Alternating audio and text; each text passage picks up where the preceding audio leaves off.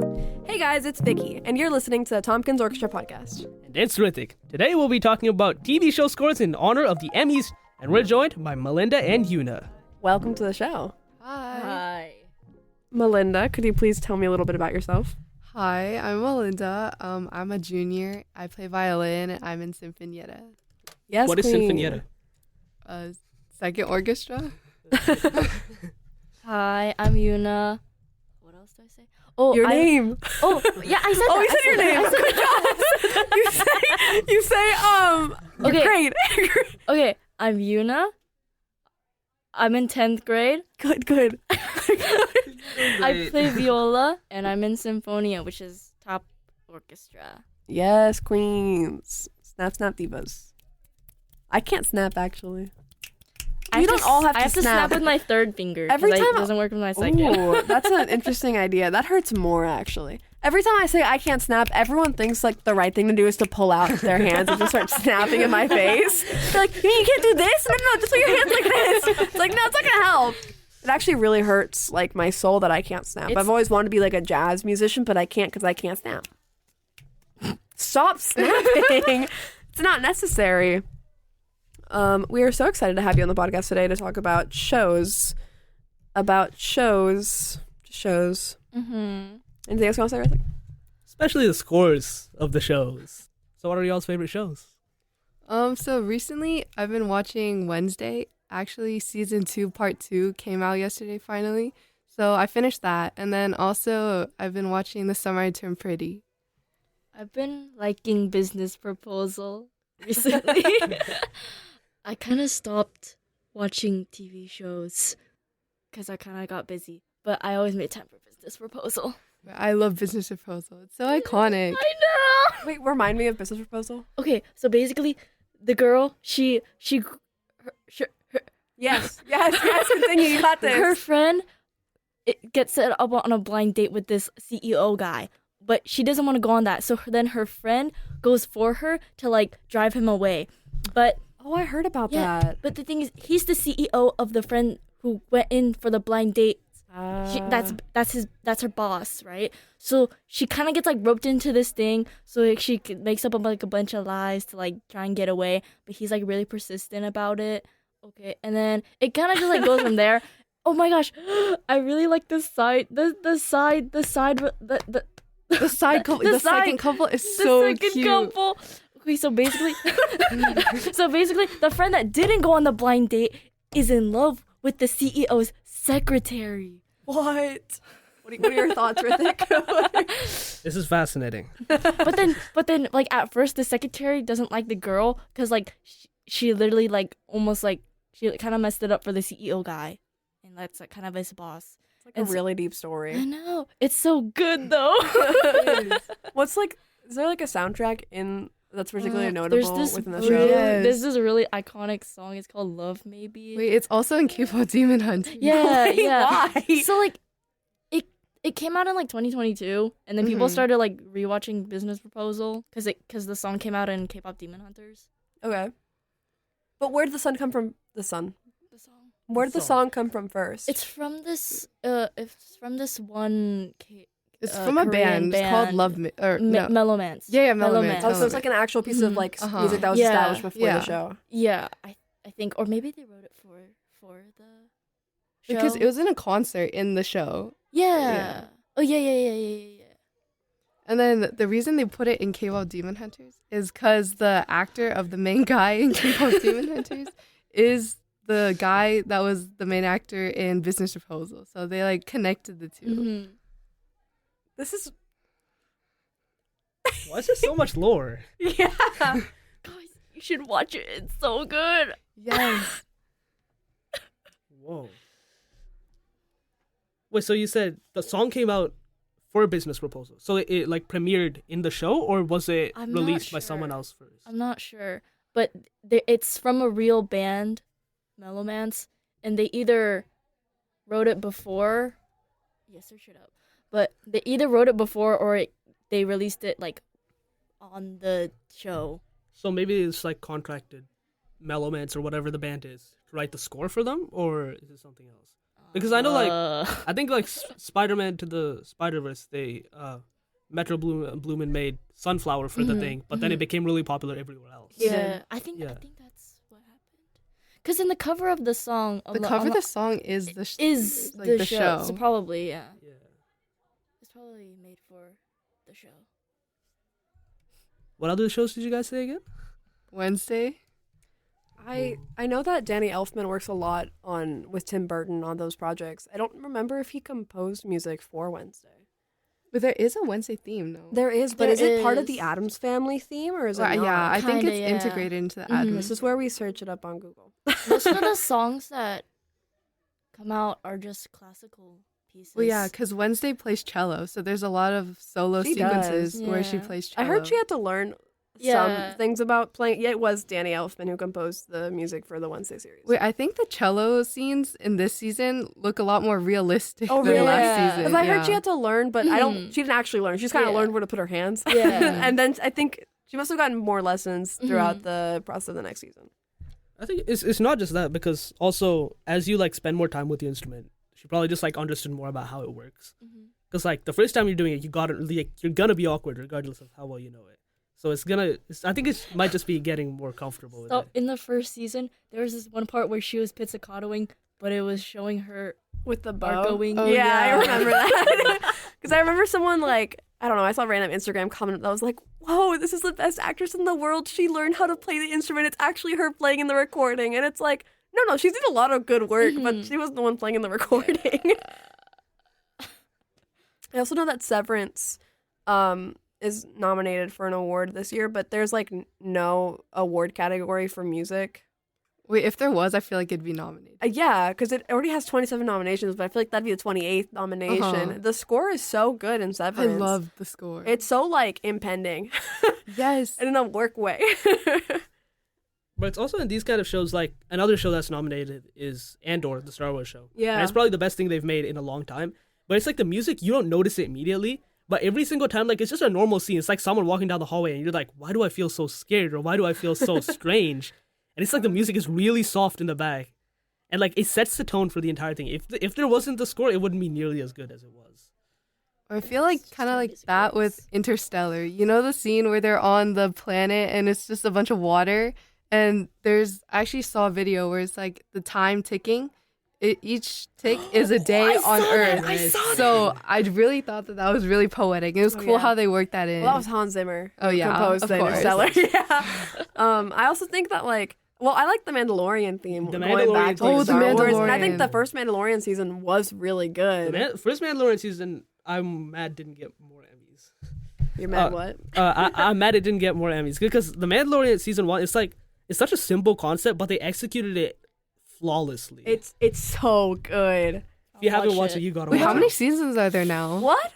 I think it's season 3 just finished. I didn't bother watching the finale because it kind of Wait, fell I off. think I watched season 1 and 2. Because season 1 Yes. ends when they find, what's his name? Grogu. Grogu. Yeah, Grogu. No, they don't find Grogu. They rescue him. I think maybe they find out his name. They rescue him, and then I think they find out his name in the second season. Oh. Because the second season, yeah. doesn't it end on a spaceship scene where they're flying away? That's where the first season ends, I Oh. think. And then second season also ends in a similar scene. But second season, I'm pretty sure Wait, second season was when they had Ashoka on the show, right? right, and they also had Luke and Yes. no spoilers at all. Uh-huh. It's also when the guy showed up, right? So that was where Oh. that was the season finale, and then season 3. I actually don't remember a lot of it. I only watched here and there. I don't think I watched season 3. Yeah, maybe I should. The Ahsoka show also had really good music. I didn't watch it. Well, I know it had good music because I didn't watch it either, but I feel like Star Wars shows have been not the greatest, but then you listen to, like, the scores and the compositions, and they hold up compared to the original trilogies. And it's not just that, it's like the score in almost every single Star Wars thing. I mean, it's such an epic show in terms of, like, even though, like, sometimes people can complain about things about it, it's always that it's, like, super epic. It's something you can get really invested in just because of the scale and the proportions of what's going on. Or in the case of Andor, it's just the intrigue of it, right? Because that one's more of, like, a low-lying thing. It's not so much, like, grand battles. But in all of these, the score has always been so perfect, regardless of how well the show turns out. Wait, what is Andor about? And it's for those of you who don't know, I guess it's right before the New Hope, right? A New Hope. It's leading up to the Death Star thing. That's I think what they find out in the end. Well, they don't find it out. I think they just imply that that's what they found, and it's really epic because it's just how the rebellion came to be. And it's like at the beginning, it's just like, of course, it's a rebellion, right? But watching this show, it's like it gets so complicated in how they do it, and I would say it's like probably the best show that Star Wars has. Wait, I feel like that'd be interesting because the movies mainly just focus on Luke and Leia and how they, how they came and interacted with Darth Vader, and we never really got to see the behind the scenes of everybody else that came in. Because in those scenes when they would come out of hyperspace, and there would just be like a whole army of like fighter jets, and that was really cool. And the other thing is that after watching Andor, like my entire perspective on it has shifted because until now it's been like Luke and Leia were the heroes of the rebellion, but after Andor it's like they're really not. It's like all like there's this one guy Luthen who like got the entire thing going. There's Saw Gerrera, all these people, they all set it up to help Luke and Leia actually do the thing. Moving on from Star Wars, which we have talked about for about 5 minutes. I mean, Star Wars is a big topic. There's also sitcoms and like sitcom like music. It's kind of weird because the sitcom is going to have like one little theme in like the beginning, and that's pretty much it for music. But I know Abbott Elementary got nominated for an Emmy again, and they have music. That's my whole point, actually. Is there any that have particularly like notable music when it comes to sitcoms? Not that I know of. Close to the mic. Not that I know of. I tried. I think Young Sheldon's is okay. Oh, I love Young Sheldon. But Young Sheldon's is more on the playful side, right? It's like it adds a lot to like the comedic moments. That is what like yes, any I kind know. of sitcom music's gonna be. I know, yeah, and then but they do it really well in Young Sheldon. I think Big Bang Theory is like okay. It's not as good as Young Sheldon's, but it's really also, not. I watch both. Yeah. Have you seen the covers of like the Big Bang Theory of like each of the seasons, and they're like their stances are like really weird. Like the Young Sheldon, he's like holding the laptop in his. Have you not seen that? I've seen that picture. I know what you're talking about, but I don't know like what else. Really? Yeah. The only sitcom theme I can really like remember off the top of my head is probably The Office, actually. Brooklyn Nine-Nine. Brooklyn Nine-Nine, does it have a good theme? I mean, Can you remember it off the top of your head? Can you sing it right now?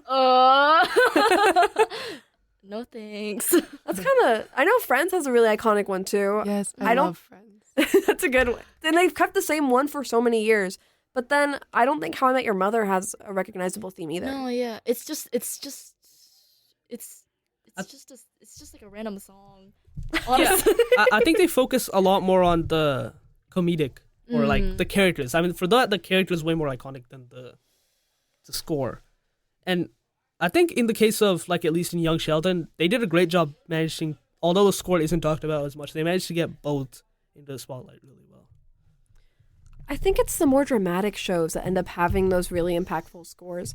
Because like especially like in today's age of television, you're watching like 1 hour episodes and it's being treated almost like a film because it basically is a film, right? And you have like 8 1 hour episodes per season. It's a lot more of a commitment than a movie.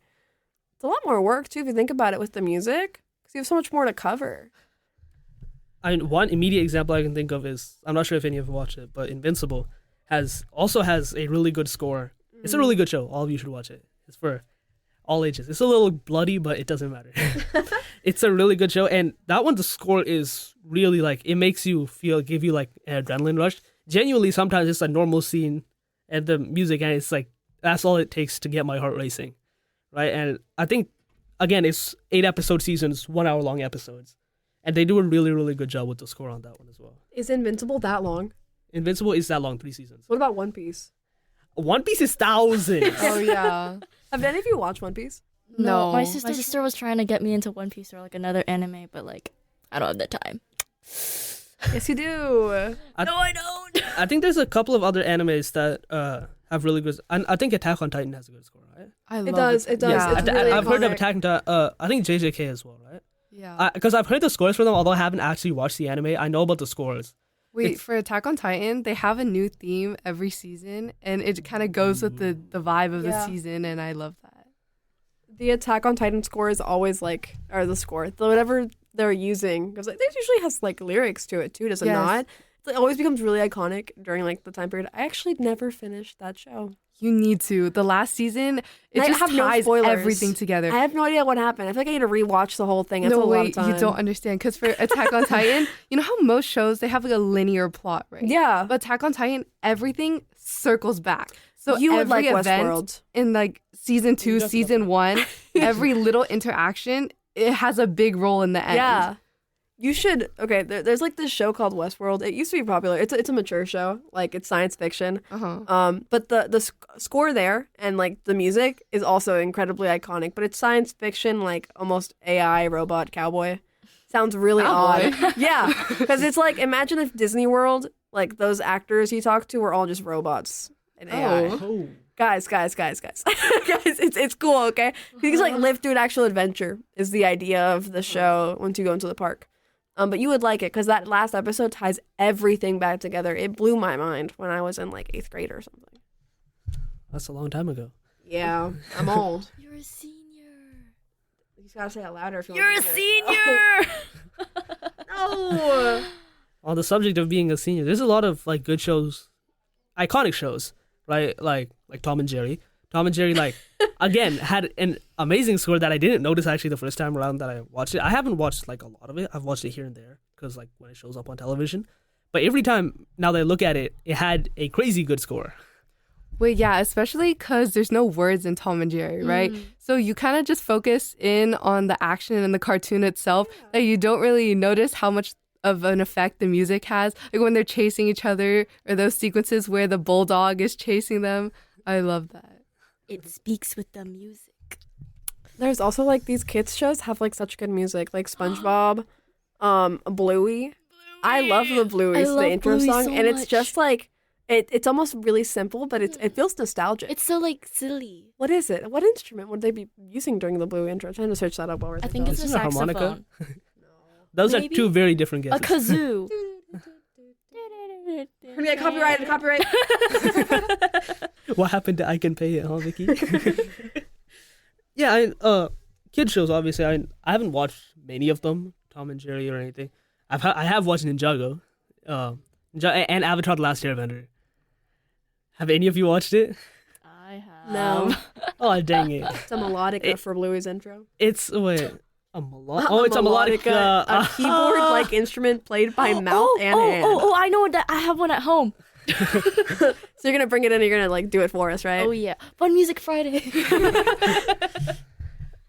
For those of you who don't know, Fun Music Friday is where one of us sends in a music piece that we thought was interesting, not just classical, absolutely anything. And we all get to listen to it in class, and it's a really fun time to share your loves for music, right? And back on the subject of Avatar: The Last Airbender, I have to talk about it. It also has an insanely good score. It's an iconic show, and like all of you would love it. What show? Avatar: The Last Airbender. Oh. It's an you've watched it, right? Right. It has an amazing score, especially like the Agni Kai scene. It was the score is incredible. All of you need to watch it. The show is haven't also watched insane. it. Yeah, I'm really I thought surprised. you would have watched it, Melinda. Wait, no, my sister tried to get me to watch it, but I don't know. I just kind of watched a few episodes with them while they were watching, but I never caught on to the whole Sisters watch it, thing. but you haven't. You are Dude, missing out watch on it. life. It's so good. And it's so timeless. Like, or I Well, don't yeah, know, yeah, it's you can love it at like any age, anything, right? And the first season, it's a bit slow to get off the mark, right? But after that, it's like every episode is a banger. and it's like mature, but it's like not, but it is. It has its moments. It has like kiddie Yeah. moments and mature moments, and it's like everything. I tried watching it, but then I got like I need shows that are very current and relative, so I feel like I'm part of the fandom because I feel bad if I get left Oh, behind. Like with yeah. Arcane, I was surprised people hadn't watched it until the second season came around, and I was like part of that community who was like, "Oh, I've been waiting like 2 years for Arcane season 2. I think it was 4 years for second season of Arcane. I don't know how long it was, but it was like I waited for that." That was me for the Owl House on Disney because I watched it maybe like when the first season came out and we were like waiting for season 2 on like the hiatus, but like nobody I knew was watching it. But I had a lot of friends and now I watched it and yeah. Like I was one of the OGs. I was one of the OGs. It feels man. good. And then everyone like starts flooding in and I they think that know. they discovered the show and you're like, no, you did not. We gatekeep here. Seems like you have a lot of personal info with this one, Vicky. Ah. But I think a lot of the time the shows I watch are shows that no one else has watched. In fact, I get them into it. I'm like, after I watch Invincible, I come with like 3 other people to watch it, which are the only people that didn't watch it, of course. But again, those all these shows, I feel like there's a lot of hidden gems, especially with the score. And some of these shows, you don't realize how good the score is. Even if the story is not good sometimes, the score like carries the entire thing. Can't think of the example off the top of my head, but I remember there's one specifically. I feel inclined to say Game of Thrones wouldn't have been as good without the music. Yes. I like, especially there are things, I guess no one's gonna know it. No one really watches Game of Thrones anymore. I feel like it's more like a millennial show, if anything. It's a good show though. Like you guys should be watching it, if you're of the right age.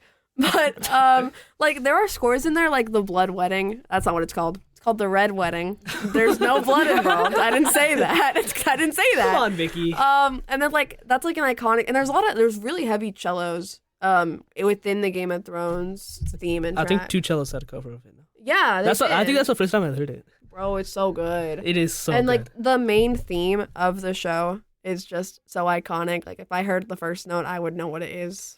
Yeah, and it's not just the note, it's like the tone of it. It's like it's so grand.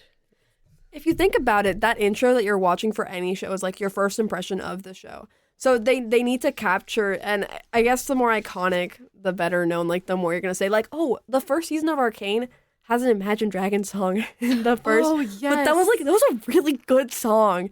And like, Ooh, I've listened to it. It's the, what was the name? Enemy. It's Enemy.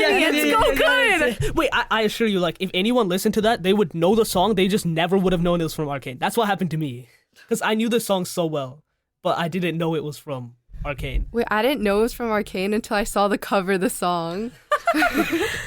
And then they had oh, it's just so good. They did like they did a remix of it or something with another rapper, and it was also really good.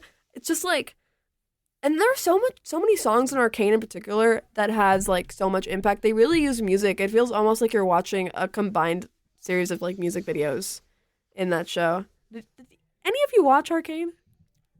I'm gonna. This is really painful, guys. This is like the best animated show there's been in years. Vicky, you haven't watched Avatar: The Last Airbender. This is also painful. Next question. Yeah, and then I think, again, animes have really good scores. All these sitcoms, also like even silence, like classics. I think Charlie Chaplin's, it wasn't as good. It was a lot more simple, but it still did. Charlie Chap? Like, what are you talking about? No, I got the wrong name. Mr. Bean. Okay, yeah. Oh my Mr. God. Bean. Beast. Right, You Mr. Bean. just did the audio thing. I did. You did which one's the screaming one?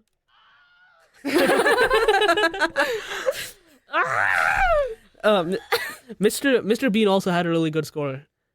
Again, helping a lot with the comedic timing of things, right? I think there's a couple other classics that I'm forgetting about.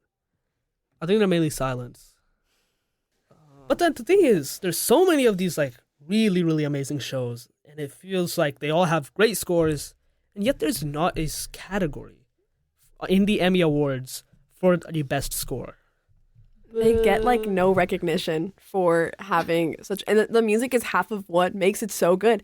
I wouldn't feel the way I felt during any of those Severance. Well, I guess I would because the acting is amazing, but I really wouldn't in those Severance themes, like scenes, without that music there.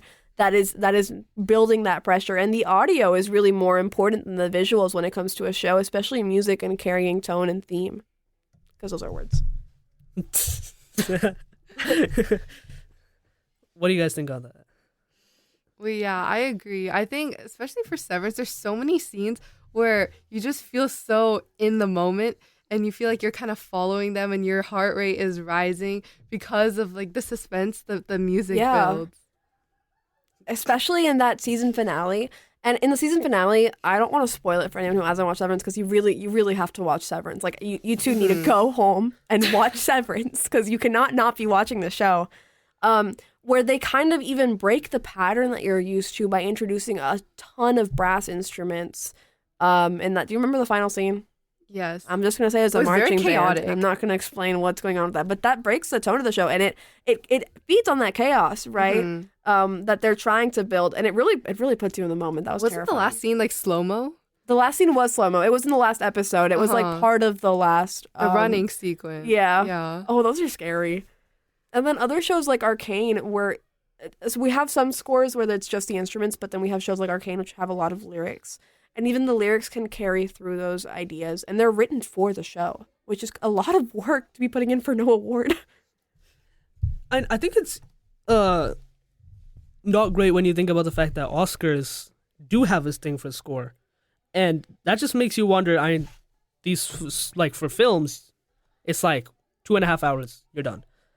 But for these series, it's like you gotta keep going, you gotta keep adding. You basically have to beat what you did last time, every time. And I think that's such a crazy challenge, and they put so much work into it, and to be getting no recognition for it, and obviously they do from like the fans, but not getting an award or anything for it, not having anything to compete for, it makes you like kind of wonder why they do it. Yo, what? I'm Wait. scared. What are we looking at? Vicky, you lied to me. No, this can't be real. This can't be real. Has this whole podcast episode been a sham? Is this real? Has this whole podcast episode been a sham? Is there a category? I'm In scared. all 7 music categories. What music? Oh, wait, this is stuff like Kendrick Lamar. Oh. What is there one for TV shows? I'm scared. That's why I didn't have TV shows. Right. Right? Right. Wait. That's We're just discovering music stuff in on the general. show. That's why Hilary Hahn has 7 Emmys. Ah, that's correct. And isn't there an Emmy for a Wait, there's an award for podcasting now.